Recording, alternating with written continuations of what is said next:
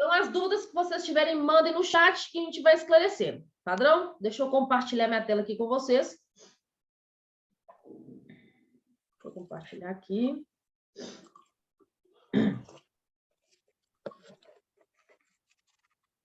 Pessoal, quem está com o microfone aberto aí, só fecha o microfone para a gente, por favor, tá? Pedir os senhores aí só para fechar o microfone, por gentileza.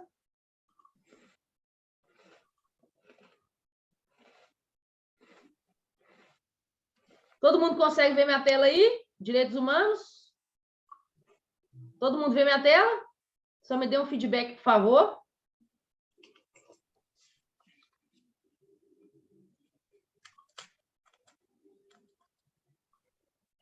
Só mandando no chat aí, por favor, para ver se vocês conseguem ver minha tela. Direitos humanos, características. Muito bom, excelente. Então, vamos começar, né, senhores? Vamos lá, sem delongas. Repetindo, né? Não é demais falar, né? Então, podem ficar tranquilos. Essa minha transição, ela está nos últimos 15 dias, na verdade, né? Quando saiu a minha transferência, eu acabei ficando muito na correria, me dedicando para as questões finais lá de passagem de serviço, né? Quem já foi militar e já passou serviço em algumas circunstâncias sabe que isso é um pouquinho complexo, mas graças a Deus, se tudo der certo, eu vou ter bem mais disponibilidade, né? E tempo para somar com os senhores, né? Nosso objetivo é somar sempre. Então, lá, senhores, nossa aula aqui, direitos humanos, tá? A gente está falando dos direitos humanos, a gente está falando dessa parte introdutória dos direitos humanos. Temos conosco aqui, muito obrigado por vocês que estão participando aqui, tá? Pessoal aí que vai prestar concurso para a Polícia Militar, a LMG, Polícia Penal, tá? Pessoal aí do Bombeiro, sejam muito bem-vindos. Esse conteúdo é um conteúdo que cai em toda prova de concurso que tem direitos humanos. Essa parte, a aula inicial que nós tivemos e essa aula agora, ela cai em toda e qualquer banca, toda e qualquer prova que tem a parte dos direitos humanos. Show? Beleza? Vamos começar aqui, senhores. Características dos direitos humanos. Quando a gente pensa em características dos direitos humanos, só lançar aqui, senhores, rapidinho, tá? Ok? Quando a gente pensa aqui em características dos direitos humanos, talvez vocês vão ter uma aula de direitos humanos, eles vão passar para vocês ali 5, 6 características de direitos humanos. São características gerais, características globais, mas a gente montou uma aula aqui para vocês que vai contemplar todas as características que todos os autores que escrevem sobre direitos humanos, porque essa questão dos direitos humanos, às vezes o edital ele elenca lá quais são os referenciais teóricos, né? Então a gente tem a maioria dos editais elenca lá quais são os referenciais teóricos, ou seja, aquilo em que você vai basear o seu estudo. Então, o meu estudo vai ser com base nisso ou naquilo, né? A maioria dos editais contempla, e às vezes um autor entende que tem ali 5 ou 6 características específicas, outro autor entende que tem outras 7 ou 8 características específicas. A gente fez a análise do que os melhores autores, os autores mais renomados de direitos humanos, entendem como características elementares dos direitos humanos, né? E aí nós vamos traçar essas características todas para vocês aqui, fechou? Só começar a gravação aqui, só deixar disponibilizado para vocês. Só um pouquinho de paciência. Vamos lá. Vamos lá. Disponibilizar aqui para vocês. Só um momentinho, senhores. Aqui. E chamo o que? AP aqui para vocês. Peraí.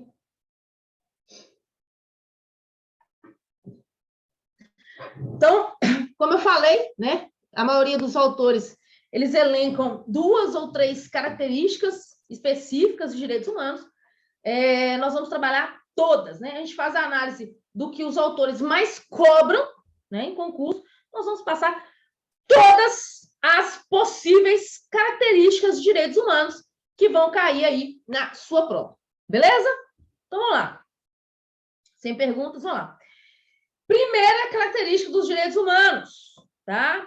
Direitos humanos têm superioridade normativa. O que é superioridade normativa? Também chamado de uma norma ius cogens, tá? Quando eu falo que os direitos humanos têm uma característica de superioridade normativa, também chamada de ius cogens, significa dizer que, quando a gente pensa em legislação, então vamos pensar aqui, ó, a gente está estudando, nós estudamos várias disciplinas, várias matérias, vários conteúdos aqui, e a gente entende, né, para quem estuda aí, outros concursos aí, já estudou, né, os meninos aí, Léo, Fernando, né, que já estão aí estudando outras disciplinas, entende lá aquela teoria lá do direito constitucional, né? Então, nós temos aqui a pirâmide de Kelsen. Então, a pirâmide de Kelsen, ela vai colocar lá, né? Quais são as normas, né? Tem as normas de hierarquia superior e as normas de hierarquia inferior, onde aquela norma de hierarquia superior, ela tem que estar, vai regrar todo o ordenamento que está abaixo dela. Então, quando a gente pensa nessa pirâmide de Kelsen, quando a gente pensa nessa teoria de direitos, né, dentro do nosso ordenamento jurídico, a gente está falando aqui de direito propriamente dito, né? A gente tem a Constituição Federal lá no topo, né? Então, a nossa Constituição Federal é o maior mandamento jurídico que a gente tem dentro da nossa sociedade atual, dentro do nosso ordenamento jurídico atual. Então, é a Constituição que manda na porra toda. Quem manda na porra toda? Quem manda na porra toda é a Constituição Federal. Beleza? Então, deixa eu te falar, meu irmão, você vai ter que obedecer à Constituição, porque a Constituição é o chefe, tá? A Constituição é quem manda, tá? A Constituição é o cara no ordenamento jurídico. Então, tudo que tiver abaixo da Constituição tem que obedecer à Constituição. Porque se você criar uma norma que vai contrária à Constituição Federal, você viola todo o pacto constitucional que nós temos, federalismo, né? Tem todo um arcabouço anterior a isso, toda uma teoria que é anterior a isso, que não vem ao caso agora na nossa disciplina que a gente está trabalhando aqui. Mas fato é que eu tenho, então, a Constituição Federal, está lá no topo. Abaixo da Constituição Federal, nós vamos ter lá as leis ordinárias, né? Então, nós vamos ter lá direito penal, direito civil, direito administrativo, né? Nós vamos ter outras normas de hierarquia inferior, né? Nós temos as portarias, nós temos os decretos e outros documentos normativos diversos. Pois bem, nós estamos falando aqui de direitos humanos e nós estamos falando da primeira característica dos direitos humanos. Os direitos humanos têm superioridade normativa. Então, peraí, Feliz, você está falando que a Constituição Federal está lá no topo, ela que manda. Então, é ela que vai regar tudo que está abaixo dela. E onde que entram os direitos humanos nesse contexto aí? Na nossa primeira aula, vocês lembram que a gente falou, né, da questão de uma norma de direitos humanos, né, ela ter caráter de emenda constitucional ou de ter uma característica de norma supra-legal, né? E nós vimos como é que funciona isso? Pois é, então vamos lá. O que é essa superunidade normativa quando a gente fala aqui de direitos humanos? Olha só, no direito interno brasileiro, ou seja, no nosso ordenamento jurídico, na nossa soberania brasileira, tá?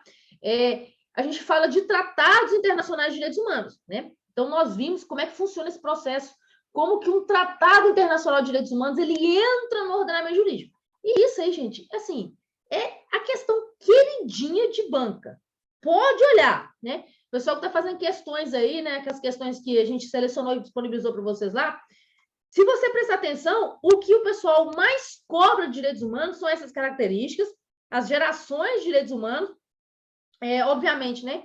Os documentos lá, Pacto São José da Costa Rica, né? E a Declaração Universal dos Direitos Humanos, beleza? E essa internalização de normas de direitos humanos. Nós já vimos a primeira aula, já está batido. Quem tem dúvida, está disponível lá no YouTube para rever. Enfim, né? Vamos lá. Então, no direito interno brasileiro, esses tratados internacionais de direitos humanos, eles têm uma estrutura de normas constitucionais. Se esses tratados internacionais de direitos humanos, não tem uma estrutura de norma constitucional, ela é, no mínimo, pelo menos, supralegal. O que é essa característica de supralegalidade dos direitos humanos no nosso ordenamento jurídico? Significa dizer que eu tenho a Constituição Federal, que é o cara, é o chefe, manda na porra toda, e a base da Constituição Federal tem lá as leis ordinárias, por exemplo, Código Penal, Código de Processo Penal, Código Direito Administrativo, enfim, as normas de direito administrativo, enfim. Significa dizer que os tratados de direitos humanos, as normas de direitos humanos, aquilo que diz respeito à dignidade da pessoa humana, ela é, no mínimo, de mesma hierarquia, né? Ela é, no mínimo, de hierarquia superior às normas ordinárias, ou seja, então ela está bem acima de qualquer norma supralegal. E quando ela é recepcionada no plano constitucional, naquela ideia de duas casas por maioria absoluta de votos, né, em cada casa, enfim, nós já vimos esse processo de recepção. Ou essa norma de direitos humanos tem a mesma validade, o mesmo valor que normas constitucionais, se elas não ingressarem no nosso ordenamento jurídico como normas constitucionais, com o mesmo valor de emenda constitucional, ela é, no mínimo, supralegal, ou seja, ela tá aqui abaixo da Constituição, mas acima de toda e qualquer outra norma que está abaixo dela. Então, por que eu posso falar que as normas de direitos humanos têm superioridade normativa? Porque elas têm um mandamento, elas estão, que a gente fala, ela tem supralegalidade, ou seja, ela tem um grau hierárquico muito maior que qualquer outra norma, com exceção da Constituição. Então, no direito interno brasileiro, ou as normas que tratam de direitos humanos têm caráter supralegal, se elas não forem recepcionadas por aquele processo legislativo que nós entendemos na primeira aula, ou essas normas de direitos humanos, elas têm caráter de norma constitucional, de emenda constitucional. Então, no direito interno brasileiro, os tratados internacionais de direitos humanos possuem estatura de normas constitucionais ou pelo menos supralegais. Vou repetir, se não tiverem passado por aquele processo de integralização, tá? Ou no direito internacional, os direitos humanos são considerados como normas imperativas, no sentido estrito, ou seja, e os cógens. O que significa? Significa que os direitos humanos contêm um conjunto de valores considerados essenciais para a comunidade, de maneira que eles possuem superioridade normativa em relação às demais normas internacionais. Por conta disso, tá? Por conta disso, a norma cogente de direitos humanos não pode ser alterada pela vontade de um Estado e a revogação de norma imperativa somente é possível por intermédio de norma de igual hierarquia, ou seja, somente por outra norma e os cógens, elaborada pelas mesmas partes. Vamos lá, pergunta aqui. Pergunta aqui. Entra como leis complementares ou não tem nada a ver? Tem tudo a ver, Fernando. Tem tudo a ver. Olha só. Lembra que na nossa última aula, nós vimos lá como é que funcionam, como é que a gente integra no ordenamento jurídico esses tratados internacionais de direitos humanos? Então, beleza. Os tratados internacionais de direitos humanos, ou seja, as normas de direitos humanos, é como se a gente pensasse assim, vamos fazer, né? Já que você é milico também, foi milico, você vai entender o que eu estou querendo dizer. Pô. As normas de direitos humanos é assim, ó, a Constituição Federal é o nosso comandante-geral, beleza? Constituição Federal, tá lá, coronel comandante-geral. Padrão? Padrão. Dentro o comandante-geral, ele tem ali, né, é o comandante ali. O comandante-geral, ele tem lá o subcomandante-geral, em alguns estados, ou o chefe o chefe do Estado-Maior, tá? O chefe do Estado-Maior. E tem o chefe do gabinete militar, que a gente fala que é a tríade. São os 3 coronéis de maior hierarquia dentro da nossa estrutura. Lá nas Forças Armadas tem lá o Cada força tem lá o seu, né? O seu chefe master, né? O posto máximo, né? Do oficial. Então, vamos pensar que é como se fosse a Constituição ali, né? Então, ela está no topo, tá? Então, esses três cargos de coronéis estão lá no topo, tá? Nós temos outros coronéis, não temos? Nós temos outros coronéis, estão no último posto, tá? Da carreira, mas eles estão um pouquinho abaixo aqui na questão da hierarquia, mas são coronéis. Então, vamos pensar aqui. Abaixo dos coronéis, nós temos os tenentes-coronéis. Vamos pensar dessa forma. Os tenentes-coronéis, eles também têm, né? Tem uma competência bem larga, tá? Tem muita competência, inclusive. Eu falo de competência no sentido de fazeres, né? De competência técnica que eles precisam fazer, tá? Então, pensa comigo, ó, a Constituição está aqui, ela está no topo, tá? É o topo. Nada está acima da Constituição. Beleza. Para que um tratado internacional de direitos humanos ingresse como norma interna, porque pensa comigo, ó, tem uma norma de direitos humanos, um tratado internacional de direitos humanos que foi ratificado, sei lá na Alemanha. O Brasil assinou. Quando o Brasil adere a esse tratado, ele já faz parte do nosso ordenamento. Mas a pergunta que cai em prova é: tudo bem, um Tratado Internacional de Direitos Humanos está aqui no nosso ordenamento. Show, padrão, excelente. Mas qual é a força normativa? Ele é igual à Constituição, está abaixo da Constituição, está abaixo de normas infraconstitucionais, tem a mesma competência, por exemplo, de um tenente-coronel? Não. Vai ter, no mínimo, a competência de um coronel aqui, ó. Pelo menos de um coronel. Ou seja, tem uma superioridade em relação a qualquer outra norma do nosso ordenamento. Simples. Agora, como que esses tratados de direitos humanos, eles se integram no nosso ordenamento? Ou eles se integram aqui em cima, abaixo da Constituição, mas acima de toda norma abaixo dela, ou com status de emenda constitucional, que é o que a gente falou na nossa primeira aula. Status de emenda constitucional. Se status de emenda constitucional está ali no mesmo plano que a Constituição Federal.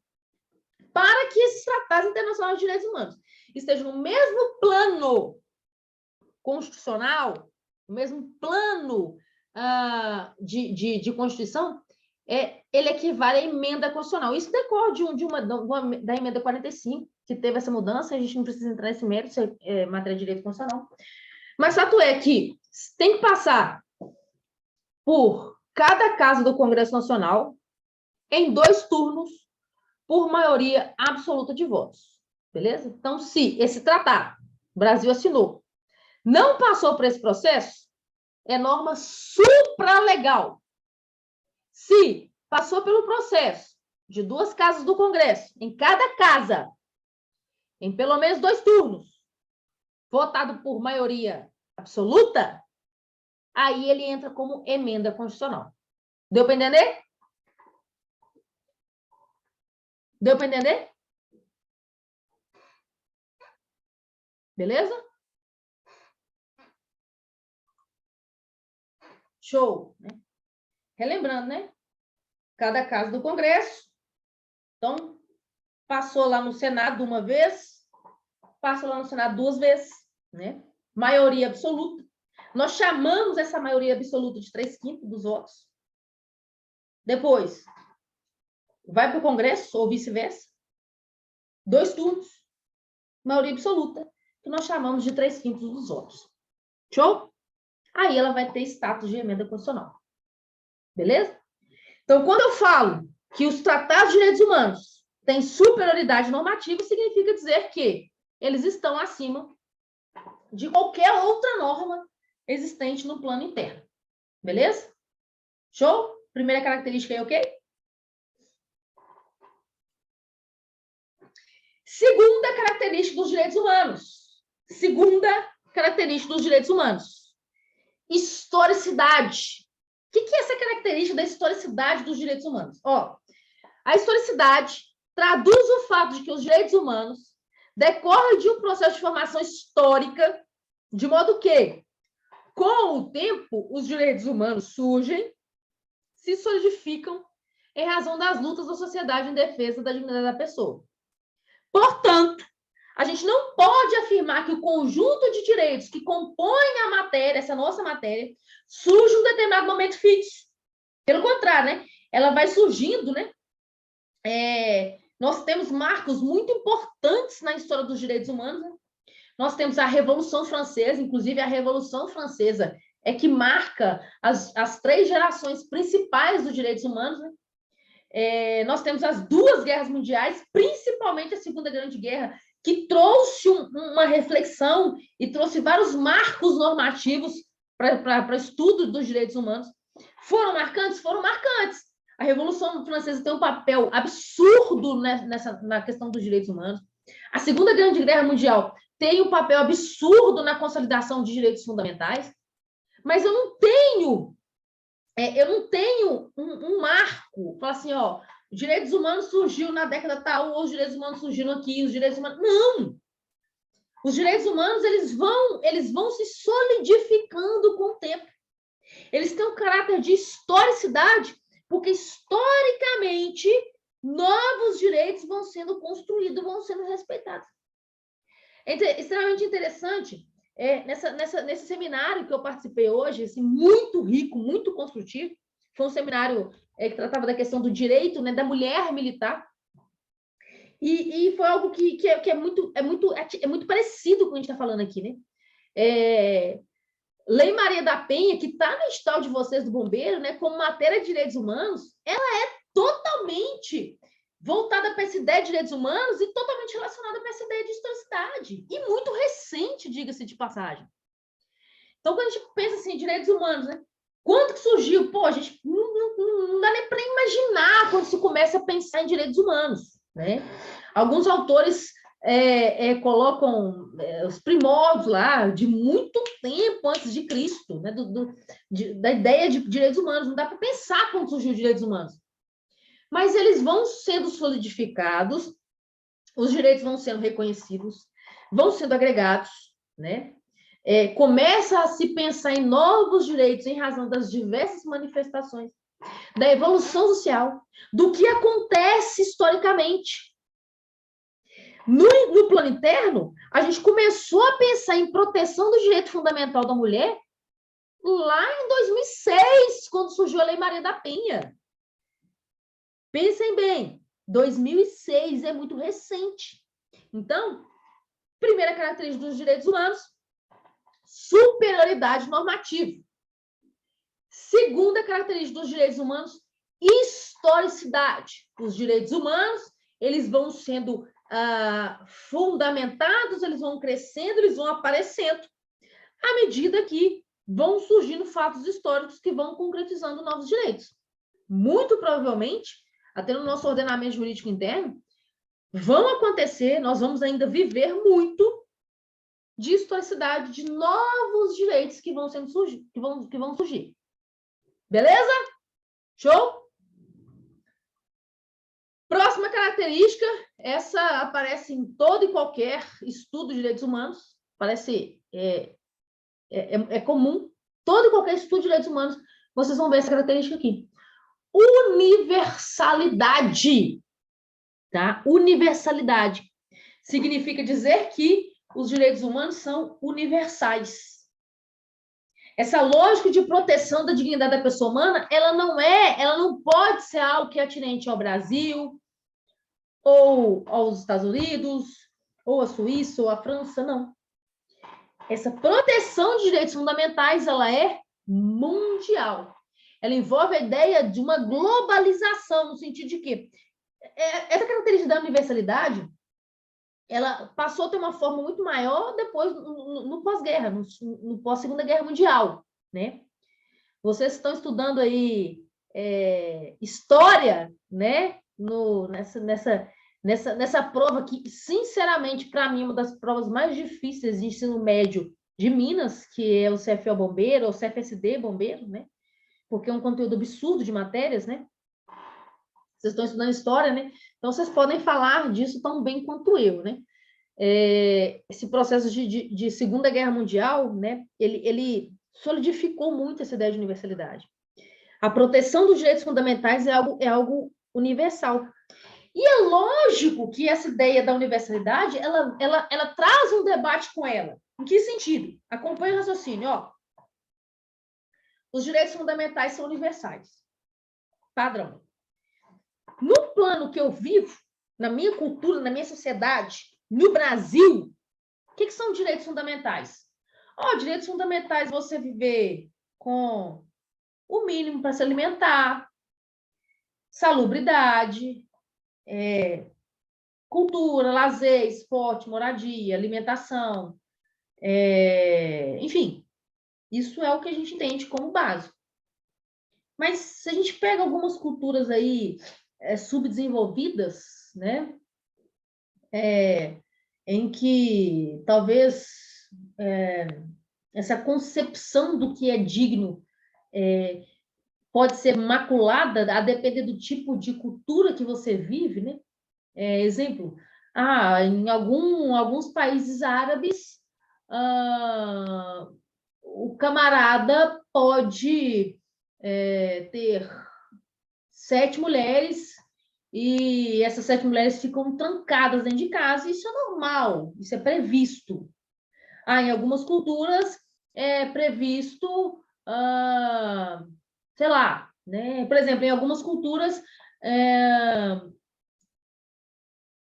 possível que a gente tenha a lei de talião, robô fica sem mão, né? Robô perde a mão. Praticou determinado crime, vai ter como pena a pena de morte. Sei lá, castração química, né? Enfim. Algumas questões que a gente pensa assim, meu Deus do céu, que loucura que é essa, né? A pessoa rouba e tem a pena de morte. A pessoa rouba e perde a mão. Isso viola a dignidade da pessoa humana. Para nossa concepção cultural, sim, mas talvez lá não. Então, essa ideia da universalidade ela é uma característica dos direitos humanos, mas ela tem um debate muito grande, né? Como que eu vou ter uma característica básica de direitos humanos se o mundo é diversificado, né? Tem várias culturas, né? Então, é um desafio, né, para a sociedade internacional, né, ter interpretações comuns nos mais diversos temas. Por exemplo, direito à vida. Como é que fica a questão do direito à vida? A gente está falando aqui de pena de morte, em vários países que tem. O Brasil tem pena de morte, mas é um caso muito específico, né? Exemplo, aborto. Vários países, inclusive na América Latina, vizinhos nossos, permitem o aborto. Alguns países são contrários à questão do transplante de órgãos, né? Questão de arquivos secretos e por aí vai, né? Então, eu acho não, né? Quem sou eu para achar alguma coisa, né? Os doutores, né? Os especialistas em direitos humanos, eles falam muito disso, né? A universalidade, ela é uma característica tão discutida pelos estudiosos, né? Que a parte dela pode ser identificada duas correntes, né? Talvez vocês não vão ver os autores falando dessas características da universalidade, tá? Então, vamos lá. Primeira característica dos direitos humanos, superioridade normativa. Segunda característica, historicidade. Terceira característica, universalidade. Lembrando que essa característica da universalidade, ela se subdivide em duas teorias. Eu tenho a teoria dos universalistas e eu tenho a teoria dos relativistas. Porque, como eu disse, como que eu vou manter uma universalidade de direitos humanos, sendo que eu eu tenho uma infinidade quase inimaginável de culturas e pontos de vista do que é a dignidade da pessoa humana no mundo? Como é que essas duas correntes discutem, tá? Então, de acordo com a doutrina universalista, os direitos humanos podem ser compreendidos em dois sentidos distintos. Primeiro, os direitos humanos destinam-se a todas as pessoas, independentemente de suas características pessoais, culturais, sociais ou econômicas. Não há que se falar em qualquer forma de discriminação para saber se são ou não aplicáveis os direitos humanos. Os direitos humanos abrangem todos os territórios, todos os países, todas as sociedades. Então, os direitos humanos possuem validade em qualquer local desse planeta, não havendo limitações territoriais. Padrão. Ou seja, resumindo, para a doutrina universalista, a gente está falando de universalidade dos direitos humanos, que se subdivide em duas doutrinas. Para a doutrina universalista, os direitos humanos são universais, pois se aplicam a todas as pessoas em qualquer lugar do mundo. Beleza? Então, essa é a teoria universalista. Mas tem outros teóricos que pensam essa teoria de uma forma diferente, chamados de relativistas. Eles vamos relativizar esse negócio. Como é que eu vou aplicar os direitos humanos em qualquer lugar, em qualquer parte do mundo, como os universalistas estão pedindo? Eu preciso verificar cada caso concreto. É possível observar na prática divergências nos julgamentos morais entre as mais diversas sociedades, devido, obviamente, às diferenças culturais, políticas e sociais. Essas divergências possuem um sentido ou validade fora do contexto social particular. E não há julgamentos morais justificáveis fora de contextos culturais específicos. Resumindo a ideia dos relativistas, no tocante à característica da universalidade dos direitos humanos. Eles entendem o seguinte: apesar de ser possível compartilhar valores, não há como justificar superioridade de um valor ou de uma cultura em relação às outras, pois todas merecem igual consideração. Tá certo? Todas merecem igual consideração. Então, para os universalistas, vamos lá, para os universalistas, direitos humanos são universais em qualquer parte do mundo, não importa onde for, aplica. Já para os relativistas, não. Talvez o que é digno para uma sociedade, para outra talvez não seja, para uma questão cultural ou outra, isso pode ser relativizado. Então, para os universalistas, direitos humanos são absolutos em qualquer hipótese, aqueles solidificados em tratados internacionais, por exemplo. Para os relativistas, vai depender do tipo de contexto que esses direitos humanos, esses direitos fundamentais estão inseridos. Beleza? Ok? Vocês estão aí, gente? Só me dê um feedback para saber se vocês estão aí, se vocês não forem embora. Vocês estão aí?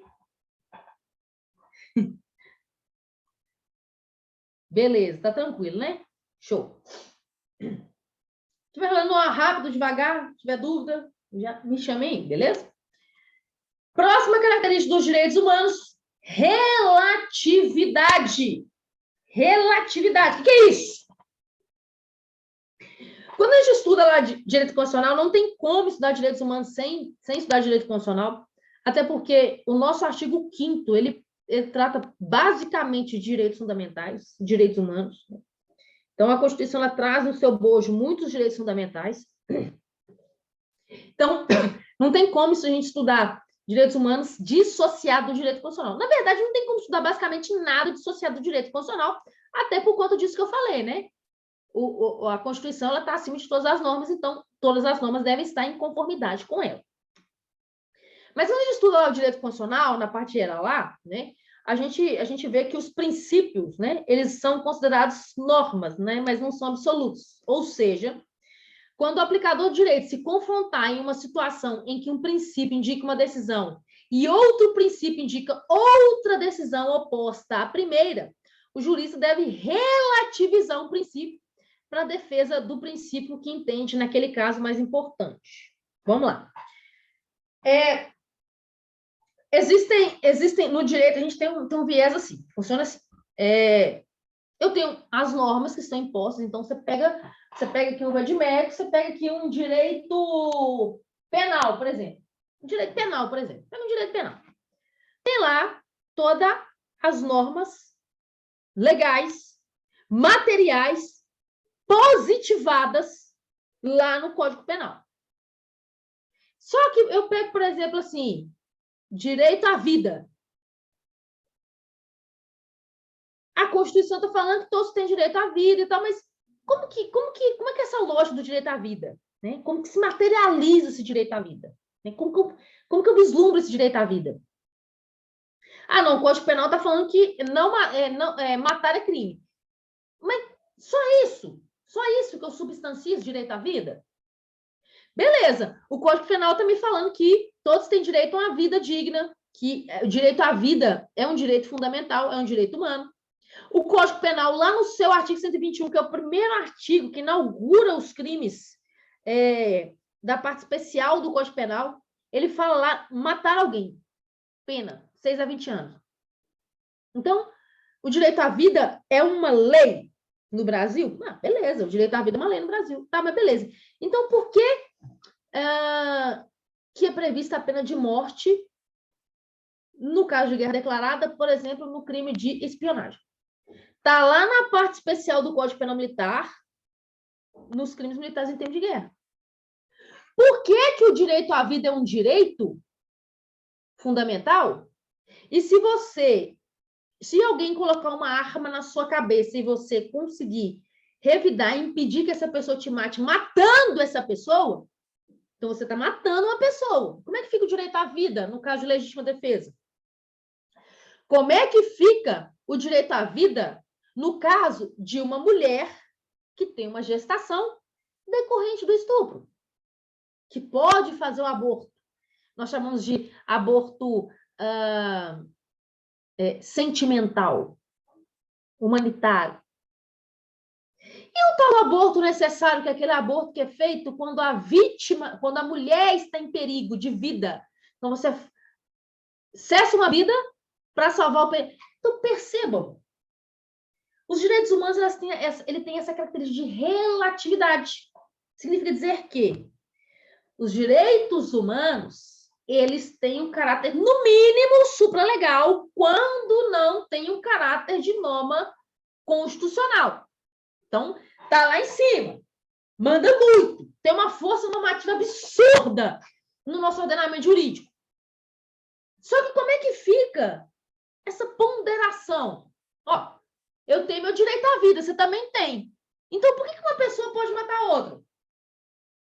Por que pode acontecer? É uma questão que aconteceu, que não sei se vocês lembram disso, que um camarada entrou lá no centro de Belo Horizonte, lá na Elmo Calçados, e colocou um revólver na cabeça de uma refém, e o militar do BOP deu um tiro na cabeça dele e matou ele. Por que isso pode acontecer? Não é direito à vida? Ele não tem direito à vida? Como é que fica isso aí?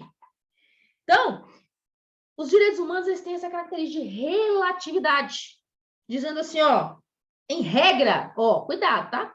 Olha o que eu falei, em regra, tá? Em regra, não existem direitos humanos absolutos.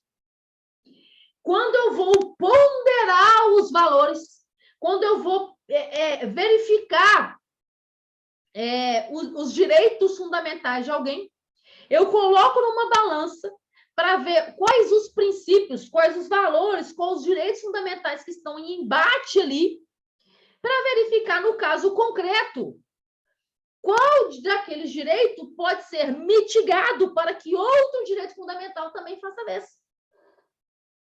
Então, exemplo assim, todo mundo tem direito à liberdade, mas em algumas hipóteses é para prender alguém. Todo mundo tem direito à liberdade, mas se você falar no Mineirão, um dia de jogo, eles vão falar assim, não, aqui nessa rua você não vai passar, não. Tá certo? Então, qual que é a lógica desse princípio da relatividade, né? Alguns autores chamam esse princípio de relatividade de princípio da limitabilidade, tá bom? Alguns autores chamam esse princípio da relatividade de princípio da limitabilidade, tá? Então, significa dizer que os direitos humanos podem sofrer uma limitação para adequá-los a outros valores que também existem na ordem jurídica. Então, direito à vida. Você não pode matar alguém, não, mas, pô, numa guerra, você militar, praticou um crime de espionagem, pô, você está colocando a vida de centenas de outros militares ali combatentes em risco. Então, o seu direito à vida é mitigado aí. Quando você está colocando a vida de alguém em risco com uma arma na cabeça dessa pessoa, e o sniper vai dar um tiro na sua cabeça, é porque você está colocando em xeque o direito à vida daquela vítima, e por isso que o seu direito à vida vai ser mitigado. Quando uma mulher vítima de estupro é autorizada a fazer um aborto, significa dizer que, olha, a vida dessa pessoa vítima de estupro vai ser uma vida, como que vai ser essa vida dessa pessoa, que vai ficar o resto da vida ali, relembrando cotidianamente com aquele filho, que é o produto daquela situação extremamente traumática para ela. Então, relativiza-se a vida, que na nossa ideia é o bem mais importante, o tempo inteiro. Ok? Então, os direitos humanos são relativos. Ele tem a característica da relatividade justamente por isso. Porque eu vou relativizá-lo a depender do caso concreto. Em regra. Em regra. Guardem o que eu vou falar para vocês, que isso é importante demais. Eu já falei isso com vocês em sala de aula, não sei se vocês lembram, mas relembrando. Isso que eu vou falar para vocês é para você passar a mão no... Deixa eu ver aqui. É para você passar a mão aqui no seu post-it. Passa a mão no seu post-it e escreve assim, ó. Únicos 2 direitos fundamentais que não se adequam ao princípio da relatividade. Ou, resumindo, não admitem relativização. 2 pontos. Tortura e escravidão. Ponto. Únicos 2 direitos fundamentais, ou 2 princípios, ou direitos humanos que não podem se relativizar, que fogem à característica da relatividade. Escravidão e tortura. Significa dizer que eu posso relativizar o direito à vida? Posso. Eu posso relativizar o direito à liberdade? Posso. Eu posso relativizar o direito à liberdade de expressão? Posso. Eu posso relativizar o direito à propriedade? Posso. Eu posso relativizar o direito à honra? Posso. Eu posso relativizar a proibição à tortura? Não. Eu posso relativizar a proibição da escravidão? Não. Únicos 2 direitos fundamentais que não admitem relativização. Tortura. Ah, Felícia, mas o desgraçado, aquele demônio, o capeta materializado em ser humano, porque aqui não é um ser humano, sequestrou uma criança, ninguém sabe onde tem essa criança, ele foi capturado, ele foi preso, ele pediu um resgate para essa criança, ninguém sabe onde que essa criança está, ninguém sabe se está viva, se está morta, onde que está. Tem 1 semana que essa criança é desaparecida. E se essa criança estiver viva, sem alimentação, sem cuidados, sem água, ela vai morrer de inanição. E o camarada foi capturado e ele não quer confessar onde está a criança. E por todos os meios possíveis, não se achou a criança. Vamos começar a arrancar a unha dele, uma por uma, até esse desgraçado falar onde está essa criança. Vamos fazer igual o Tyrion, não sei o que lá das quantas, do Game of Thrones. Vamos amarrar ele igual Jesus Cristo na roda, vamos ficar rodando com ele lá até ficar 11 falando onde está a criança. Vamos colocar ele numa sala escura e vamos começar a dar choque na bunda dele. Até falar, não pode. Não pode. Dá vontade? Dá vontade. Vai dar vontade? Vai dar vontade. Mas pode, não pode. Então, a tortura não se relativiza. Assim como a escravidão não se relativiza. Não existe essa ideia. Né? De vez em quando a gente escuta uns demônios, uns imbecis, uns onagros. Né? Coloca na redação de vocês assim, onagro. Onagro. O que é onagro? É uma subespécie do burro. Onagro, subespécie do burro. De vez em quando tem uns onagros que falam assim, esses presos tem que, se não obrigar eles a trabalhar, se ele não trabalhar, ele fala assim, se não obrigar ele a trabalhar, se não obrigar ele a comer na cadeira, não dá comida para ele. Ele vai ser obrigado a trabalhar, se ele não trabalhar, não dá comida para ele. Não pode escravizar as pessoas. Isso é um princípio de direitos humanos que não admite relativização. Direito à vida admite. Escravidão e tortura não admite. Guardem Isso daí. Beleza? Guardem isso daí. Próximo. Então, tá aqui exceções à relatividade, tortura, escravidão. Ok? Próxima característica dos direitos humanos. Irrenunciabilidade. Irrenunciabilidade. Os direitos humanos envolvem o rol dos direitos mais importantes de uma pessoa. Ou seja, não podem ser renunciados ainda que se deseja abrir mão deles. Tá? Exemplo. Os direitos humanos são direitos irrenunciáveis. Beleza. Tá bom. Vamos pensar aqui. Vamos pensar aqui o caso daquele demônio, daquele demônio que veio, que encarnou no corpo daquele cidadão que estuprou e matou aquela criança lá em Neves, né? Que todo mundo sabe desse caso aí, foi recente, né? O mais recente que a gente tomou conhecimento, aquele capeta. Vamos pensar assim que esse capeta, Jesus iluminou o coração dele, né? Esse demônio foi lá, sequestrou a menina, né? Foi na padaria comprar pão. O demônio foi lá, pegou a menina, né? Estuprou a menina e matou a menina, ou matou a menina e estuprou, ninguém sabe como é que foi, né? E jogou o corpo da menina lá no campo, lá em Neves, lá. Vamos supor que esse capeta aí aceitou Jesus. Aceitei Jesus, eu me arrependi. Eu não posso me suicidar, né? Porque disse que ele suicidou. Eu acho que suicidaram ele. Eu acho que ele foi suicidado, né? Tem umas teorias da conspiração aí. Eu acho que suicidaram ele, né? Mas diz que ele suicidou, então ele suicidou. Para mim, suicidaram ele. Ponto de vista. Teoria da conspiração? É o que eu acho. A gente pode achar o que a gente quiser. Suicidaram ele, ou ele suicidou. Mas supondo que ele falou assim, não, aceitei Jesus, né? Tive uma luz. Eu não quero mais fazer isso, tá? Não me arrependi do que eu fiz. Não vou suicidar, porque isso Jesus não aceita o suicídio, não vou suicidar. Mas, como forma de pagar pelos meus pecados, por tudo isso que eu fiz, eu vou ceder meu órgão genital para que vocês arranquem. Que é o que todo mundo quer fazer? Que é o que todo mundo quer fazer comigo, igual faz com sei lá, né? Nem com porco e cachorro não faz isso, né? Capa de outras formas, né? Mas eu vou ceder, vou autorizar que vocês decepem o meu órgão genital. Vai ter gente que vai ter vontade? Vai ter gente que vai ter vontade. É o que todo mundo quer? É o que todo mundo quer. Mas pode fazer isso? Não pode fazer isso. Não pode fazer isso. Por que não pode fazer isso, combatentes, novos combatentes? Por conta da característica da irrenunciabilidade dos direitos humanos. A dignidade da pessoa humana ela deve ser observada em toda e qualquer situação. Ah, Feliz, mas esse cara não tem dignidade, não. Claro que tem. Eu não acabei de falar com vocês que os direitos humanos são universais, né? E são irrenunciáveis. Não se pode renunciar, tá? Não se pode renunciar, tá?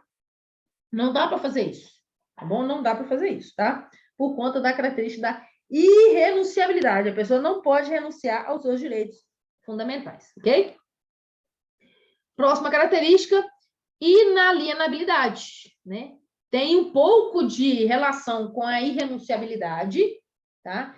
A inalienabilidade tem uma relação com a irrenunciabilidade. Eu não posso renunciar dos meus direitos humanos. Eu também não posso vender meus direitos humanos, não. Não posso vender meus direitos fundamentais, não. Não posso abrir mão dos meus direitos fundamentais. Aconteceu recentemente, foi até na cidade da minha mãe, né, lá em Crucilândia. Lá em Crucilândia, o que aconteceu lá em Crucilândia? A mulher, pelo que o povo comenta, né? A mulher pegou o cidadão lá, descobriu que o cidadão estava abusando de uma criança e ela foi lá e castrou o cidadão. Castrou o cidadão. Aí vamos pensar uma situação que esse cidadão seja rico, tenha posse, tenha dinheiro, e ele oferece para o outro, você é o quê? Você não está usando isso aí mesmo? Você não está fazendo, não está utilizando isso daí? Você é um zero esquerdo, um zero ninguém, não pega nem gripe, não pega ninguém. Esse objeto seu aí é só um objeto que não serve para nada mesmo. Vamos fazer o seguinte, eu fiquei sabendo que tem uma cirurgia aí que dá para repor o negócio. Dá para fazer a cirurgia e dá para reimplantar o negócio. Você me vende esse seu, já que você não usa mesmo, fiquei sem. Você me vende esse seu, se você não usa mesmo, a gente faz uma cirurgia e a gente desembola esse trem aí. E aí? E aí? Pode comprar o documento do outro? Ah, eu perdi meu braço, sei lá, por qualquer motivo da vida, sofri um acidente, perdi meu braço. Quero comprar o braço de outra pessoa para transplantar o braço daquela outra pessoa e passar esse braço daí para mim. Pode? Não, não pode. Tá? Então, olha só. Essa característica é bastante simples, né? Relaciona-se com a irrenunciabilidade, tá? Os direitos humanos não podem ser alienados, vendidos, comercializados, tá? Exemplo. Ah, Felice, mas e a questão de doação de órgãos? A doação de órgãos é doação, doação, tá? E a doação de órgãos é após a morte, porque você não pode renunciar daquilo que é básico, que é inerente a você. Ah, mas e a questão do transplante, sei lá, de transplanta outro. Não tem a ver com... Você não está renunciando um direito fundamental de ter rim, não. Você tem dois. E se você vender o rim, não pode também. Não pode vender rim, não. Ah, mas eu sei de gente que vende rim. Então me fala, que eu também vou querer vender o meu. Porque eu estou precisando pagar umas dívidas, precisando dar um jeito aqui. Esse escritório meu aqui tá feio pra caramba, esse trem aqui tá velho, tô precisando arrumar esse negócio aqui, injetar os livros aqui. Me fala quem tá comprando rim, que eu vou vender o meu. Tá saudável, inclusive. Que o tá ruim meu aqui é o fígado. O rim tá zerado. O rim tá 100%. O fígado tá meio caído, mas o rim tá padrão, tá? Então, até por conta disso, a gente tem lá o Código Civil, né? Artigo 14 do Código Civil, ele fala, né? A disposição do próprio corpo só pode ser feita após a morte sem objetivo de lucro. Sem objetivo de lucro, né? Então, você pensa, né? A pessoa pode ceder seu corpo para pesquisas, para ciência, para qualquer coisa? Pode. Mas somente após a morte e a título gratuito, tá bom? A título gratuito, beleza? Próxima característica dos direitos humanos, imprescritibilidade. Imprescritibilidade. Corrida dinheiro do banco, LP. Ah, não sei o que é isso, não. Entendi nada. Imprescritibilidade. A imprescritibilidade que remete à ideia de que as normas de direitos humanos não se esgotam nem se consomem com o passar do tempo, tá? Exemplo, a gente está falando aqui de prescrição. Vamos pensar aqui no exemplo aqui. Vamos pensar no exemplo aqui. A pessoa cometeu um crime, a princípio, os crimes, em regra, né? Os crimes prescrevem, né? Matou alguém aqui, sumiu 30 anos, 30 anos depois apareceu, vai ter como punir? Não, vai ter como punir. Como que explica o fenômeno da prescrição? Nobres combatentes, o ex-presidente, não estou entrando no mérito político, tá? Só para vocês entenderem aqui, juridicamente falando, a prescrição. O ex-presidente Luiz Inácio Lula da Silva, não sei se você vai votar nele ou não vai votar, também não quero saber, se vota quem você quiser, não estou fazendo nada disso, mas só para vocês entenderem essa lógica da prescrição. O camarada foi condenado em primeira instância, ele foi condenado em segunda instância, o negócio chegou nos tribunais superiores depois de 5 anos de tramitação.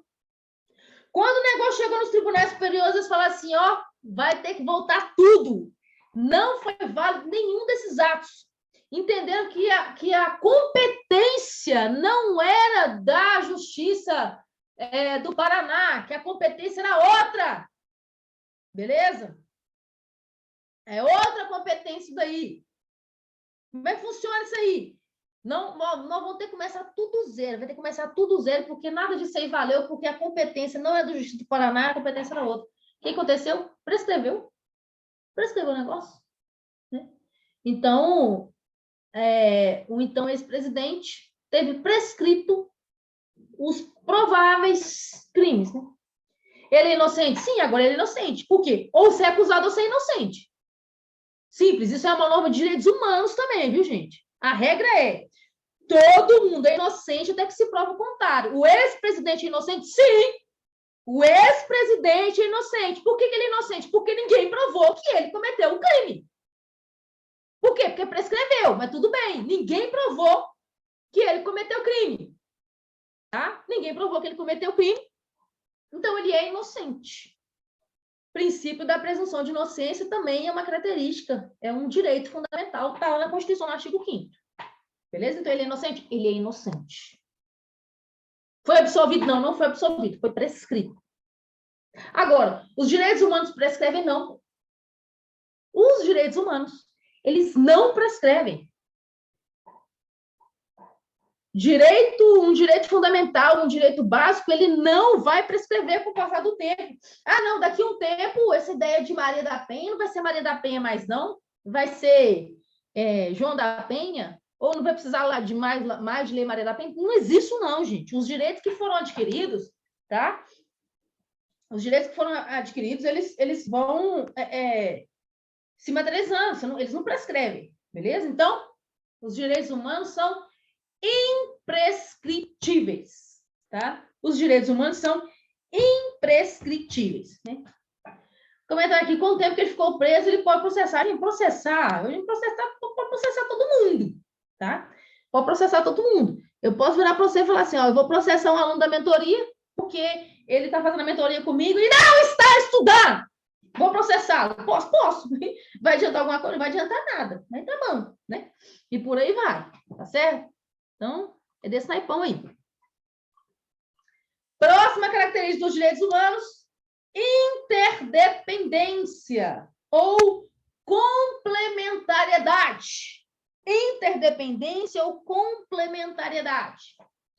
Entende-se por interdependência a mútua relação entre os direitos humanos protegidos pelos diversos diplomas internacionais. Ou seja, em razão da aplicação dos direitos humanos, é comum, por exemplo, que um direito se vincule ao conteúdo de outro, complementando-se. Exemplo, liberdade de associação com relação ao reconhecimento do direito de associação profissional sindical, tá? Eu tenho um direito que é genérico e outro direito que é específico. Um direito se relaciona com outro, ou seja, um direito não anula o outro.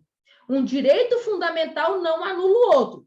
Se os direitos fundamentais estiverem em conflito, quando eu vou aplicar a característica da relatividade, se dois direitos estão em conflitos, e eu vou aplicar a característica da relatividade, um direito pode dar lugar a outro para que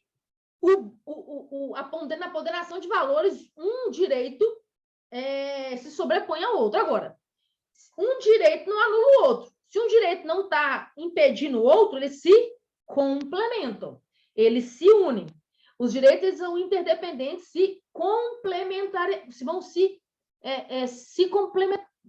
vão se complementando, tá bom? Tá? Então, a característica da interdependência é essa. Próxima característica dos direitos humanos, caráter erga omnes. Meu Deus do céu, Felícia, o que é esse tal de erga omnes? O que é isso? Nunca ouvi falar disso, que trem esquisito que é esse? Ó, o negócio assim, o que significa erga omnes?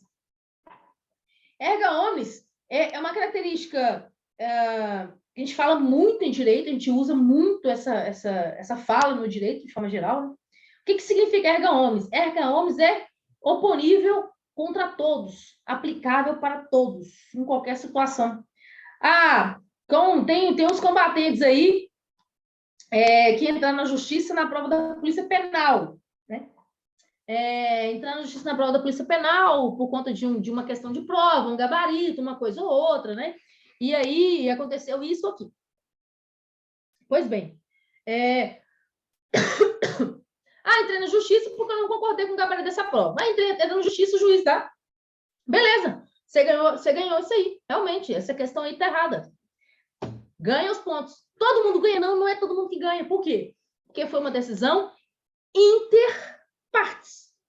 Foi uma decisão interpartes. Somente as pessoas daquele processo vão ganhar aquele feito. Se o juiz juiz fala assim, não, realmente está errada a questão, essa questão tem que ser anulada e eu vou dar causa erga omnes. Se o juiz fala isso, significa dizer que todo mundo que errou aquela questão tem direito de ganhar o ponto daquela questão. Isso é erga omnes, ou seja, para todos. Interpartes é só para aquelas pessoas envolvidas ali, tá bom? É uma decisão, inclusive, muito importante que saiu agora recentemente, até na própria Polícia Militar, uma candidata ao CFO da PM, recentíssimo isso, tá? Recentíssimo. Já até bom para ficar pensando aí, as mulheres aí pensem nisso. Uma candidata ao CFO da PM, ela entrou na justiça, por quê? Porque a nota dela foi maior do que qualquer candidato excedente que foi acionado. Ela ficou excedente do concurso, e acabou que a Polícia Militar acabou chamando vários outros excedentes do sexo masculino. Vocês vão perceber que é uma característica do sexo feminino. A mulher, ela não tem a mesma força física do homem, mas a força mental da mulher é muito maior. Ah, você falou isso, você é mulher, Felícia. Não, não estou falando isso que eu sou mulher, não. É porque eu vejo que eu estou há 7 anos vivenciando cursos de formação na polícia. Mulher não pede baixa. Quem pede baixa é homem. Quem não aguenta o tranco do curso é homem. E não é uma questão física, é aqui, ó, psicológico, tá? Enfim. Vários homens acabaram pedindo baixo do curso e foram chamando os excedentes no CFO. E a nota dela era maior do que qualquer excedente que foi chamado. E aí entrou no justiça. Falou assim, não, minha nota é maior do que a deles. Por que eles estão sendo chamados como excedente e eu que tenho uma nota muito maior não fui chamada? Por quê? Por que eu não fui chamada? Ué, porque você está concorrendo somente com as mulheres e eles estão concorrendo só com os homens. Ela falou assim, não, isso viola a igualdade de direitos. Isso viola a minha dignidade da pessoa humana. Isso viola a igualdade formal. Isso viola a isonomia. Entrou na justiça, ganhou, está fazendo curso, com trânsito em julgado, com base nisso daí. E o que acontece? Eu estou falando aqui de característica erga omnes, né? Característica erga omnes. Isso foi para o Tribunal Superior, e o Tribunal de Justiça Militar de Minas Gerais entendeu que essa divisão de percentual de vagas entre homens e mulheres viola o princípio da isonomia, que é um direito fundamental. E isso, com certeza, vai para os tribunais superiores, ou para o STJ ou para o STF. E eu vou falar com vocês, muito provavelmente o STF vai derrubar esse percentual de 10% na PM e no bombeiro, tá? Muito provavelmente. É questão de tempo, tá? É questão de tempo. Ou seja, a norma de direitos humanos, ela vale para todos. Ela não vale para X, Y, Z. Ela vale para todos, qualquer pessoa em qualquer circunstância. A Rayane aqui, então foi por isso eu vi essa discussão. Exatamente, Rayane. Inclusive, Rayane, a gente está falando aqui de percentual de vagas, né? Que tem muita relação com vocês, viu, combatentes do bombeiro aí, da PM, tem relação direta com vocês por um motivo muito simples. As notas femininas são muito superiores às notas masculinas, tá? É lógico que isso acaba ocorrendo porque a concorrência entre as mulheres é menor, então quem vai para as próximas fases é quem tem a nota maior mesmo, mas isso vai impactar muito significativamente nas polícias, né?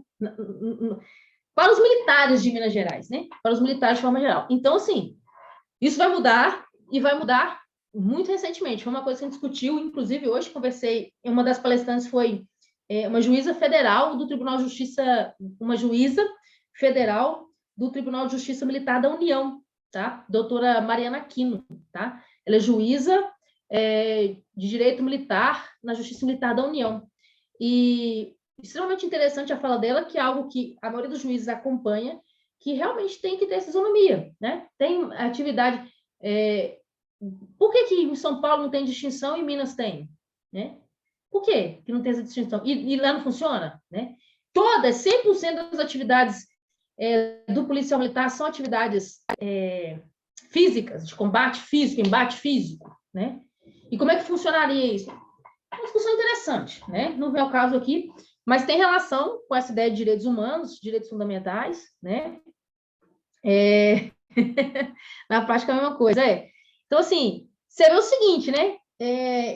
Eu tenho vários amigos que praticam jiu-jitsu que eu tenho certeza que não apanhariam igual um ou outro policial militar apanha na rua, não, tá? E não é na força, não, né? Pegou ali, fez uma articulação bacaninha, né? Fez um mata-leão legalzinho ali, pegou uma chavezinha legal ali, não vai apanhar na rua igual alguns homens estão apanhando, não, porque o cara quer ir na força, né? Não é força, é inteligência, técnica, né? Igual o cara quer ir pra porrada, velho, dá um choque de taser no rabo dele, frita o rabo dele, e vamos ver se ele vem pra cima de você com o rabo queimando. Não vem, não, né?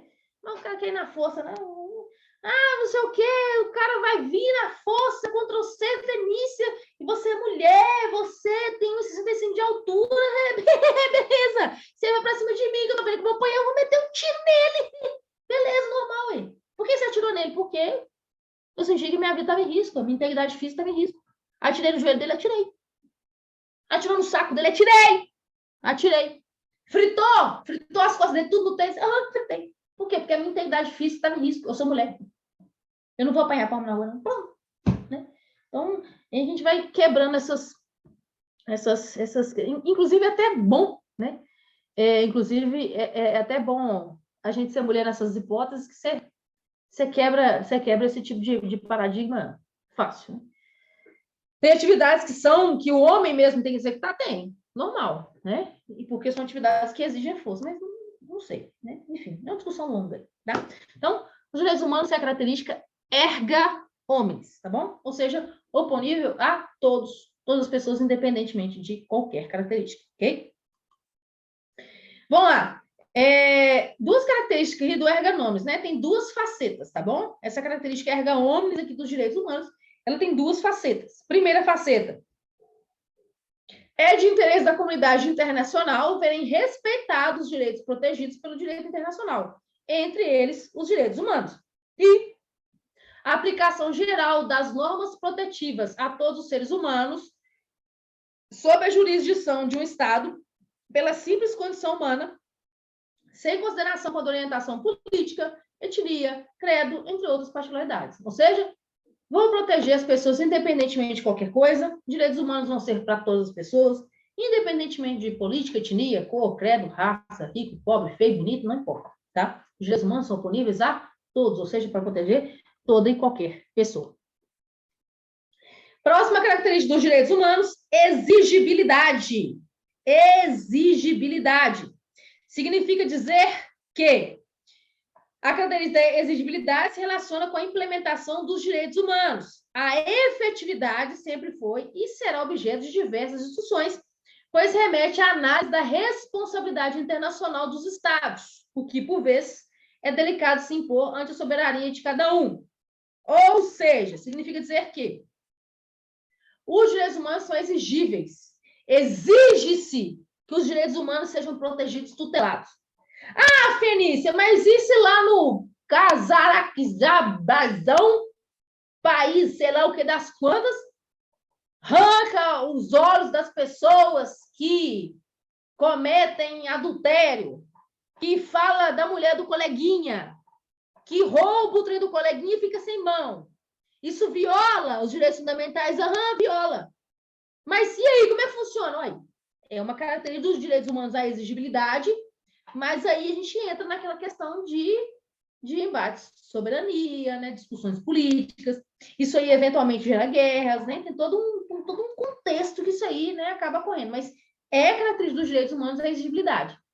Exige-se que as sociedades protejam e tutelem os direitos humanos, até porque, além de ter a característica da exigibilidade, também tem a característica da universalidade. Padrão? Próxima característica dos direitos humanos, abertura. Próxima característica dos direitos humanos, abertura. Essa característica remete ao processo de alargamento do rol de direitos humanos. Ou seja, não existe um rol taxativo, discriminado, previsto, uma lista de quais são os direitos fundamentais. Não existe uma lista do que vem a ser direitos humanos. Significa dizer que direito, como humano, é o princípio da dignidade. Ou seja, todos aqueles direitos que trazem a ideia de respeitar o princípio da dignidade serão direitos humanos. Então, o que é a característica da abertura? Significa dizer que eu não tenho uma lista, ó, esses aqui são os direitos fundamentais, esses aqui são os direitos humanos. Não tem essa lista. Eu já tenho, por conta da historicidade, aqueles direitos fundamentais, aqueles direitos humanos, aquelas normas, aqueles princípios, aquelas regras que já estão materializadas no plano legal, no plano supralegal ou no plano constitucional. Mas característica dos direitos humanos a abertura. Significa dizer que novos direitos podem ser implementados, novos direitos podem ser inseridos, assim como a gente inseriu no nosso ordenamento jurídico a Lei Maria da Penha, o Estatuto do Idoso, tá? O Estatuto da Pessoa com Deficiência, tá? A gente inseriu tudo isso. Por quê? Porque é característica dos direitos humanos a abertura, tá? Sempre podem ser inseridos novos direitos fundamentais, tá bom? Novos direitos humanos. Próxima característica dos direitos humanos, aplicabilidade imediata. Aplicabilidade imediata. Significa dizer que os direitos humanos consistem, né, no reconhecimento formal de que os direitos humanos são completos e, por serem dotados de eficácia plena, podem, desde logo, ser aplicados. De novo, remetendo ainda do direito constitucional. Quando a gente estuda direito constitucional, a gente vê lá que existem normas de eficácia plena, eficácia contínua e eficácia limitada. Não vou entrar no mérito disso, né? Quem for fazer mentoria comigo na Polícia Militar, eu vou explicar isso aí para vocês pontualmente. Depois eu faço uma aula com o pessoal aí da LMG, que tem constitucional também, explico isso aí pontualmente. Da Polícia Penal, explico pontualmente. Mas fato é que existem normas de eficácia plena, normas de eficácia contida e normas de eficácia limitada. Significa dizer que, por exemplo, assim, para que eu aplique uma norma, eu preciso de uma outra para complementar aquilo, né? Eu não consigo aplicar aquela norma por simples ali. Eu preciso de uma norma complementadora. Trazendo um exemplo mais pontual que eu consigo vislumbrar, Feliz. Vamos pensar aqui. Tá lá a lei de drogas. A lei de drogas me fala que tráfico de drogas é crime. Mas o que é droga? Eu consigo falar o que é droga? Não, eu preciso de uma outra norma para me falar o que é droga, tá? A portaria da Anvisa. Então, eu preciso de uma complementariedade. As normas de direitos humanos têm eficácia plena. A norma de eficácia plena no plano constitucional significa dizer que, se eu tenho uma norma de direitos humanos, ela tem que ser aplicada com efetividade, imediatamente, o tempo inteiro, sem regulamentação infraconstitucional, tá? Nada disso para exercer direito. Um exemplo. Vai cair na prova da Assembleia Legislativa esse tópico, né? Na disciplina de direitos humanos, né? População LGBT. Cai na parte de direitos humanos da prova da Assembleia Legislativa. Só para vocês entenderem o que acontece. Não, Fê, estou estudando prova para bombeiro. Não, eu sei disso que você está fazendo prova para bombeiro. Né? Que bom, né? Que nós estamos juntos aqui estudando para bombeiro. Vocês escolheram a melhor carreira militar de Minas Gerais. Né? A vida do bombeiro é a melhor vida do planeta Terra. Então, estudem bastante para passar, porque o concurso, é o melhor que tem, é o padrão. É o padrão, tá bom? Tá. Estou estudando aqui bombeiro, ok. Normas. Beleza. Tem lá deixa eu pensar aqui. Tem lá a lei de tortura, tá? Lei de tortura, tem a questão do LGBT. Então, tortura cai na prova do bombeiro, e a questão do LGBT cai na prova de direitos humanos da ALMG. Existe alguma lei no Brasil? Lei. Eu tenho Lei Maria da Penha, eu tenho lei de tortura desde 1997, eu tenho Estatuto do Idoso. Existe alguma lei no ordenamento jurídico brasileiro que protege, tutela a população LGBTQIA+? Tem alguma lei? Não existe nenhuma lei.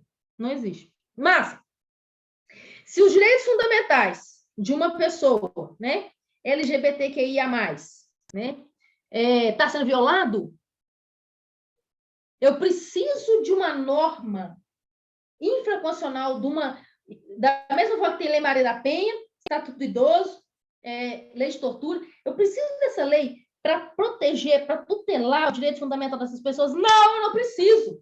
Porque as normas de direitos humanos têm eficácia plena. A lei de tortura, que é uma das mais recentes que a gente tem aí, que trata dos direitos humanos, ela é de 97. Mas a Constituição, desde 1988, no artigo 5º, já está me falando o seguinte, é proibida a tortura. É direito fundamental da pessoa humana, direito fundamental porque está lá na Constituição Federal, a proibição da tortura. Desde que isso foi inserido na Constituição, as pessoas podem ser torturadas? Não, não pode torturar ninguém. Não pode. Eu precisava de uma lei infraconstitucional para proteger esses direitos? Não, não precisava. Mas então, por que fizeram a lei, Felícia? Fizeram a lei para aumentar, para abarcar ainda mais, para tutelar, para proteger ainda mais esses direitos. Né? Por exemplo, a gente trabalhou isso lá no seminário hoje. Por exemplo, a gente tem o crime, foi criado o crime de stalking, perseguição, importunação sexual. Crime de importunação sexual. O que é crime de importunação sexual? A mulher está andando na rua, vê um guerreiro. Opa! Levantou a bunda da mulher lá, passou a mão na mulher. A pobre coitada da mulher não pode nem andar em paz na rua, que alguém vai lá e passar a mão na bunda dela. Axé Brasil era importunação sexual com outro nome, né? Axé Brasil era importunação sexual Brasil. Agarrava-se e beijava a força. A pobre coitada da mulher não tem um direito fundamental de curtir o rolê em paz. Não pode nem curtir o rolê em paz. Não tem direito fundamental nem de curtir o rolê em paz. Porque é importunação sexual. Precisava de uma lei para falar que isso viola o direito fundamental da mulher de ir e vir? Não, não precisava. Isso é um direito que deveria ser mantido de forma plena, de aplicabilidade imediata. Mas por que criou-se o crime de stalking, o crime de importunação sexual, o crime de violência psicológica à mulher? Porque aquele direito fundamental vai ser mais bem protegido com essas normas. Mas para garantir esses direitos, precisa dessas leis? Não, não precisa, tá? Então, as normas dos direitos humanos têm aplicabilidade imediata, têm eficácia plena, devem ser aplicadas imediatamente, tá bom? Próxima característica, sem dúvidas, vocês estão um monstro, tá entendendo tudo, tá bom? Tudo mesmo. Então, as normas definidoras de direitos e garantias fundamentais têm aplicação imediata. Isso está escrito no nosso artigo 5º da Constituição, tá bom? Regras e princípios que disciplinam direitos humanos possuem aplicabilidade imediata e direta. Não precisam de outras normas que venham a especificar como será a aplicação desses direitos, pela simples positivação do texto no Tratado Constitucional. Já tem aqui na Constituição, está lá. Artigo 5º, parágrafo 1º da nossa Constituição. As normas definidoras dos direitos e garantias fundamentais têm aplicação imediata, aplicação plena, tá bom? Aplicação plena. Mais uma característica dos direitos humanos, dimensão objetiva. Dimensão objetiva dos direitos humanos. O que é isso? Melhor compreendida se a gente contrapuser, né? Aquilo que a doutrina denomina de denominação subjetiva. Então, vamos lá. O que é dimensão subjetiva? Direitos humanos constituem um conjunto de proposições jurídicas conferidas às pessoas visando a sua proteção. Então, devemos perceber que essa dimensão se refere ao indivíduo, enquanto sujeito protegido pelos direitos humanos. Já a dimensão objetiva entende que os direitos humanos são capazes de impor uma atuação estatal voltada para a proteção de tais direitos. Ou seja, não há preocupação voltada para um ou outro indivíduo. Para Zé, Maria, João, Sebastião, José, Aquiles. Hoje tinha um camarada lá que ele chamava... Qual é o nome do cara, gente? Um nome esquisito lá. Não é para uma ou outra pessoa. Tá? Essa lógica de dimensão objetiva dos direitos humanos é a lógica de criar mecanismos, de criar políticas públicas, de criar ferramentas para que os direitos de toda a sociedade sejam assegurados, sejam protegidos, sejam tutelados. Felícia, mas peraí, então por que a gente tem? Se os direitos humanos têm dimensão objetiva, que a gente tem Estatuto do Idoso, Lei Maria da Penha, Estatuto da Pessoa com Deficiência. Por que a gente tem isso? Justamente, criam-se essas leis para que os direitos fundamentais desse grupo que não está tendo seus direitos fundamentais preservados seja tutelado. Então, eu tenho que tutelar, garantir os direitos humanos de todo mundo, mas desse grupo aqui não está. O que eu faço? Eu crio uma lei super legal para garantir esse direito também. Então, os direitos humanos têm uma dimensão objetiva de forma geral, indiscriminadamente, sem determinar X, Y, Z, que as pessoas terão a proteção da norma, tá bom? Mais uma característica dos direitos humanos, proibição do retrocesso. Gente, isso já caiu em prova, umas provas difíceis aí, umas provas pesadas de juiz, chamado efeito cliquet. Você fala assim, não, preciso daí, preciso, filhão. Deixa eu falar com você, a banca do bombeiro mudou, gente. Não sabe que esse povo vai cobrar, não. A gente não sabe o que vai querer nessa prova, não. A gente perdeu referência. A gente precisa estudar tudo e qualquer possibilidade, qualquer temática, precisa aprofundar isso tudo. Porque eu não sei o que esse povo vai cobrar. A banca mudou. Essa banca nunca fez prova para o Corpo de Bombeiros Militares Regionais, não. Então, nós temos que falar todas as características mesmo de direitos humanos. Às vezes, vai assistir uma aula de direitos humanos no curso em XYZ e vai ter lá, sei lá, 3 encontros. Essa matéria é fácil, 3 encontros. Em comparação com outras matérias, realmente é uma matéria mais tranquila, é um conteúdo menor, mais enxuto. Mas dentro do conteúdo que a gente precisa ver todas as nuances, né? Esse tal desse efeito cliquet aí já caiu em algumas provas e derrubou muita gente. Muita gente. Esse efeito cliquet, também chamado de proibição ao retrocesso, né? Como é que funciona isso, né? A gente já viu aqui que pela historicidade dos direitos humanos, os direitos vão sendo adquiridos com o passar do tempo. E aqueles direitos que são adquiridos não podem ser tirados. Depois que você adquiriu um direito, você não pode ter aquele direito subtraído mais, tá? Então, os direitos humanos estão sempre em progresso. Cada dia mais, cada vez mais, os direitos humanos vão agregando novos direitos. Exemplo, nós temos nosso ordenamento jurídico brasileiro, a vedação à tortura, nós temos a lei dos crimes de preconceito, nós temos a lei Maria da Penha, nós temos o Estatuto do Idoso, nós temos o Estatuto da Pessoa com Deficiência. Eu posso suprimir essas legislações do ordenamento jurídico brasileiro? Não, eu não posso suprimir. O que eu posso fazer? Criar novos direitos, eu não posso suprimir direitos. Isso é o que a gente chama de proibição do retrocesso, também chamado de efeito cliquet, tá? Também chamado de efeito cliquet. Alguns chamam isso aí de efeito chiclete, né? Voltar, tá? Então, qualquer norma, né? Exemplo aqui da vedação à tortura. Eu não posso voltar no tempo para, por exemplo, de vez em quando aparecem uns onagros aí, assim, vamos fechar o STF, vamos tomar o Estado, os militares que vão governar o Brasil agora. Meu Deus, Jesus Cristo. Cada coisa que você escuta aí nesse negócio aí que você fala, meu Jesus! Onde que esse povo está vivendo? Não é no Brasil, não tem lógica. Não tem lógica, né? Não posso ter isso, né? Não pode voltar, né?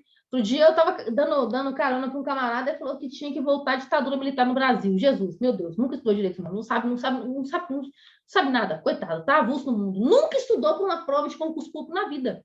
Para falar um negócio desse, não pode suprimir direitos. Proibição do retrocesso. Efeito cliquet, proibido.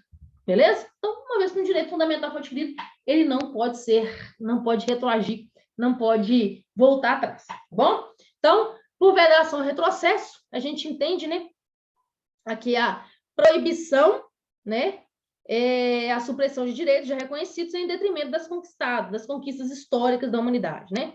Uma vez assegurado o direito humano, ele não pode ser suprimido, tá? Isso é uma característica expansiva e progressiva dos direitos humanos. Quando eu pergunto-se na banca de vocês, cite uma característica expansiva e progressiva dos direitos humanos. 99,9% das pessoas vão errar. A ideia da característica da expansividade e progressividade dos direitos humanos está relacionada à proibição do retrocesso, também chamado de efeito cliquet. Beleza? Tranquilo? Último direito fundamental aqui. Última característica dos direitos humanos, tá? A última característica dos direitos humanos para hoje, tá? é a eficácia horizontal. Eficácia horizontal. Por eficácia horizontal dos direitos humanos, compreende-se que não é necessária lei para possibilitar a aplicação desses direitos às relações privadas. Logo, por eficácia horizontal dos direitos humanos, compreende-se a aplicação obrigatória e direitos humanos em relação às pessoas e entes privados. Ou seja, tá? Eu não tenho aplicado... Lembra que a gente falou na nossa primeira aula de direitos humanos, né? Da classificação dos direitos humanos, né? Segundo Lute, né? Da classificação dos direitos humanos segundo... Sumiu o nome aqui agora. Mas, enfim. Tinha essa lógica, né? De aplicação dos direitos humanos na relação entre Estado e cidadão e aplicação dos direitos humanos na relação cidadão com cidadão, entre privados, né? Quando a gente pensa aqui, quando a gente fala aqui de aplicação dos direitos humanos, né? Não é necessária lei para aplicar o direito às relações privadas, tá? Então, o que é relação horizontal? A aplicação obrigatória direta dos direitos humanos entre as pessoas e entes privados. Por quê? Porque quando a gente pensa em aplicação de direitos humanos, a gente está falando de Estado. Estado tutelar, vedação, tortura, garantia, Lei Maria da Penha, normas protetivas do Estado atuando, tá? Mas, lembra que a gente já falou, a gente pensa no viés de classificação dos direitos humanos segundo ente privado e poder público, mas também entre as pessoas.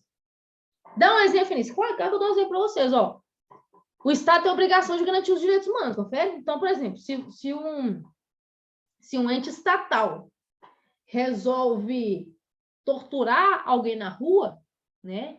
Isso viola os direitos humanos. Beleza. Mas e se duas pessoas, num plano particular, o pai dentro de casa resolve torturar o filho? Outro dia teve um camarada que fez isso, né? O menino estava fazendo xixi na cama de noite. Meu Deus. O menino estava fazendo xixi na cama de noite, o pai resolveu fazer ele parar de fazer xixi na cama de noite. Aí pendurou o menino.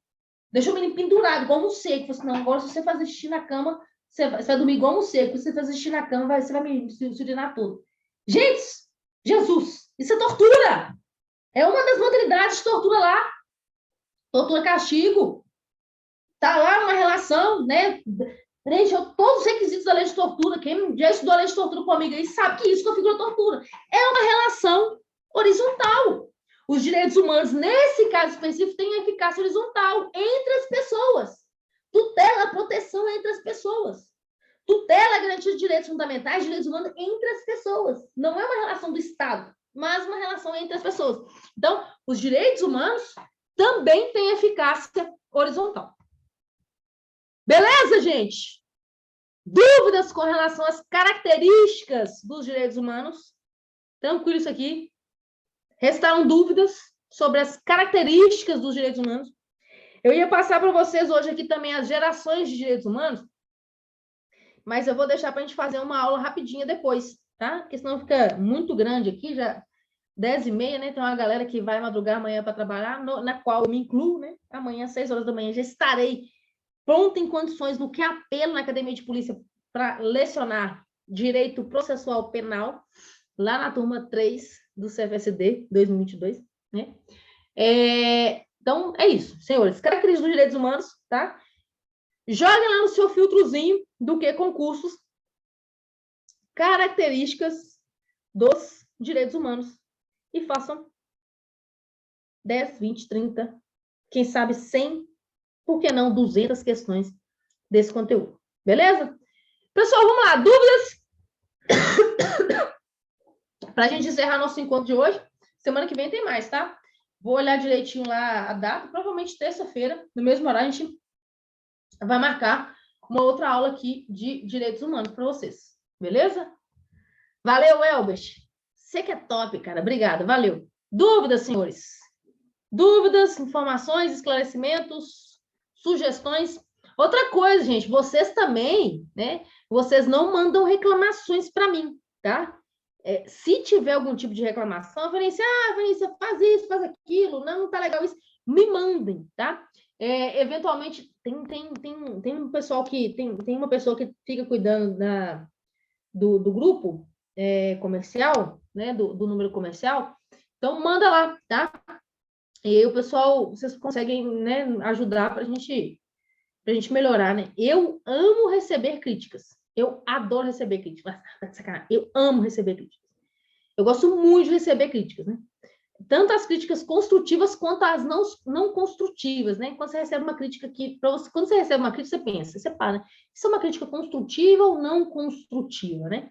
E aí você fala assim, ó, é uma crítica não construtiva, beleza. E é uma crítica construtiva. Então, por favor, tá? Manifestem-se, tá? Fiquem à vontade para agregar valor, tá bom? Valeu, Daniel, você tá monstro, cara. Tá estudando pra caralho, tá muito cabuloso, né? Valeu demais. Pessoal, mais alguma coisa? Mais alguma dúvida? Podemos encerrar por hoje?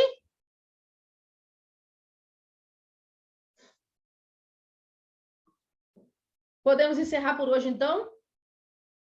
Valeu, Rayane. Muito bom. Rayane participando de tudo aí. Excelente. Tamo junto. Padrão. Valeu, Léo. Tamo junto. Ô, Léo, você pode me mandar pergunta, Léo. Pessoal, então, para quem está assistindo essa aula gravada aí, muito obrigado. Valeu. Vou falar igual aqueles blogueirinhos. Deixa seu curte, comenta, compartilha com os coleguinhas. Valoriza o canal! Mentira, não precisa valorizar o canal, não. Faça o que quiser. Tamo junto, é nóis. Tchau. Então, só para gravar aqui, encerrar a gravação.